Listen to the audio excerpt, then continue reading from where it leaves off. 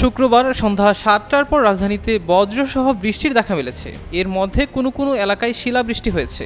এদিকে তার আগে আবহাওয়া অধিদপ্তর শুক্রবার সন্ধ্যা ৬টা থেকে পরবর্তী ১২০ ঘন্টার পূর্বাভাসে জানায়, মৌসুমের স্বাভাবিক লঘুচাপ দক্ষিণ বঙ্গোপসাগরে অবস্থান করছে।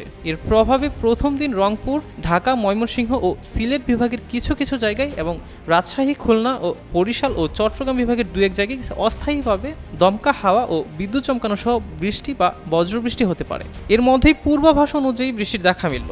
শনিবার দ্বিতীয় দিনেও রংপুর, রাজশাহী, ঢাকা, ময়মনসিংহ ও সিলেট বিভাগের কিছু কিছু জায়গায় এবং খুলনা, বরিশাল ও চট্টগ্রাম বিভাগের দু এক জায়গায় দমকা হাওয়া ও বজ্রসহ বৃষ্টির সম্ভাবনা রয়েছে। এ সময় দিনের তাপমাত্রা সামান্য কমতে পারে এবং রাতের তাপমাত্রা সামান্য বাড়তে পারে।